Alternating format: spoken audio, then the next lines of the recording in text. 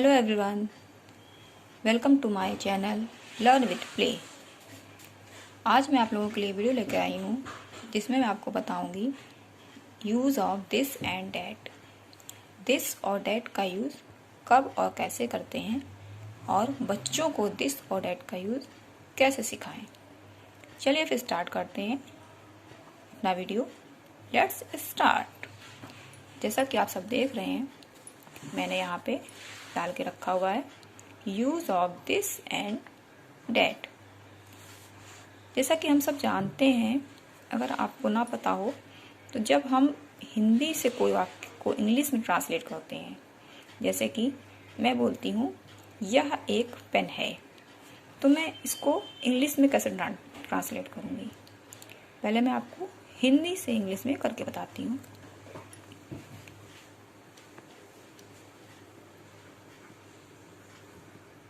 यह एक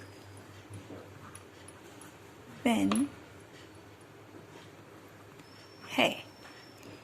अब अगर मैं इसको इंग्लिश में ट्रांसलेट करती हूँ तो मैं इसमें किसका यूज करूँगी, दिस या डैट।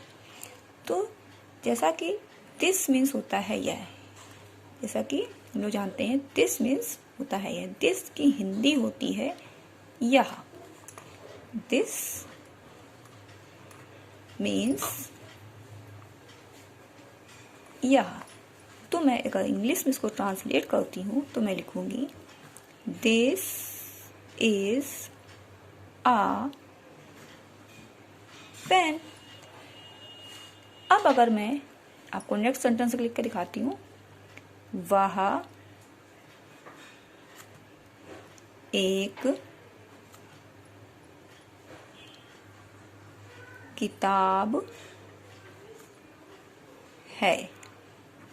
तो अब मैं यहाँ पे वह के लिए किसका यूज करूंगी, डैट का। डैट मीन्स हिंदी में होता है वह। तो मैं अब इसकी इंग्लिश को ट्रांसलेट करती हूँ। सॉरी, डैट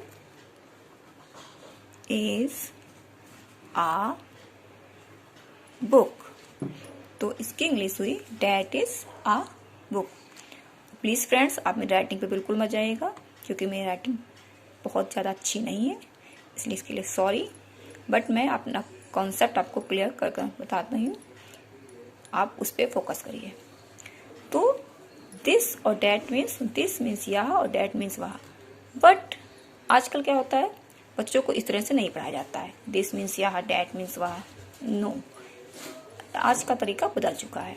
तो आज के दौर में बच्चों को दिस और डैट का यूज कैसे सिखाएं, तो वेरी सिंपल, बिल्कुल भी टेंशन लेने की जरूरत नहीं है। देखिए, दिस का यूज हम उन चीज़ों के लिए करते हैं जो चीज़ें हमारे पास में रखी हुई हैं, हमारे पास में हैं, अगर हमें उनको बताना है तब हम वहाँ पे दिस का यूज करते हैं। जैसे देखिए, मैंने एक्सरसाइज तैयार करके रखी हुई है, जैसा कि आप देख पा रहे हैं।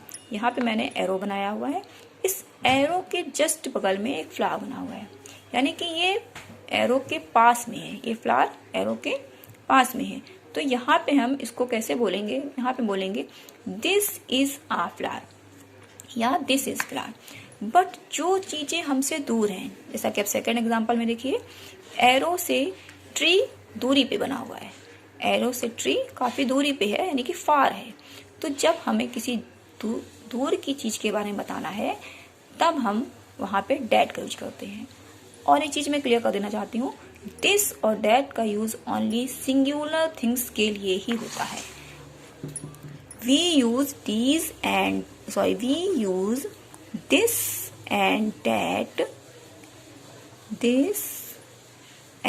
That only for singular things.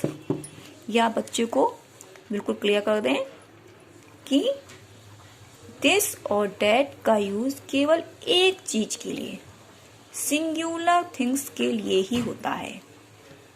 जहां पे किसी एक चीज की बात की जा रही हो, वो एक चीज अगर आपके पास में है तो उसको आप दिस का यूज करके बोलेंगे, अगर वो एक चीज आपसे दूर है तो उसको आप डैट का यूज करके बोलेंगे।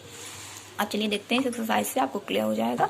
आपको बच्चे को भी एक्सरसाइज के थ्रू ही समझाना है कि दिस और डैट का यूज कैसे करते हैं, दिस और डैट में क्या डिफरेंस है। दिस और डैट दोनों यूज तो होता है सिंगुलर थिंग्स के लिए, बट इन दोनों में डिफरेंस क्या है, इसको यूज कैसे करना है। तो बच्चे को आप इस तरह से एग्जाम्पल के थ्रू समझाइए, एक्सरसाइज के थ्रू वर्कशीट बना करके आप इसमें कलर स्केच कलर का कलरफुल बनाएंगे तो बच्चे को और इंटरेस्ट आएगा। मैंने तो फिलहाल पेन से बनाया हुआ है, तो मैं आपको समझाने के लिए बताती हूँ। जैसा कि ये, तो अब ये एरो से पास में है तो इसको हम लिखेंगे दिस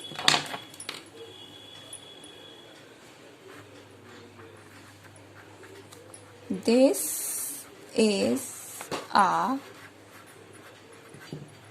फ्लावर। अब ये ट्री फार है तो इसमें हम यूज करेंगे डैट का। That is a tree. अब देखिए फिर से नेक्स्ट एरो, अम्ब्रेला बिल्कुल ही क्लोज है, अम्ब्रेला एरो से बिल्कुल क्लोज है तो यहाँ पे किसका यूज होगा, दिस का। So this is an umbrella. अब यहाँ पे मैंने ए की जगह एन का यूज किया है, तो इसके लिए मैं एक अलग से वीडियो बनाऊंगी जिसमें मैं आपको ए और एन का यूज सिखाऊंगी कि बच्चों को कैसे बताएं कि ए का यूज कहाँ पे करना है और एन का यूज कहाँ पे करना है। फिलहाल हम कंसंट्रेट इस पर करते हैं। नेक्स्ट एग्जाम्पल पे आते हैं, हैट। तो यह हैट एरो से दूर है तो यहाँ पे किसका यूज करेंगे हम, डैट का। That is a hat. अब नेक्स्ट ऑब्जेक्ट नियर है तो so this is a cup. Next that is a spoon. इस तरह से बच्चों को आप वर्कशीट के थ्रू, एग्जाम्पल्स के थ्रू दिस और डैट का यूज क्लियर कर सकते हैं। एक बार फिर से मैं बता दूं, दिस और डैट दोनों सिंगुलर थिंग्स के लिए होगी, बट दिस का यूज जो चीजें हमारे नियर में हैं उनको बताने के लिए दिस का यूज, और जो चीजें हमसे दूर हैं उनको बताने के लिए हम डैट का यूज करते हैं। तो सो फ्रेंड्स, आई होप ये वीडियो आप लोगों के लिए हेल्पफुल रहा होगा। अगर आप लोगों के लिए हेल्पफुल रहा हो तो प्लीज़ मेरे वीडियो को लाइक करें, सब्सक्राइब करें और शेयर करें, और मिलते हैं अगले वीडियो पे। तब तक के लिए बाय बाय, थैंक यू।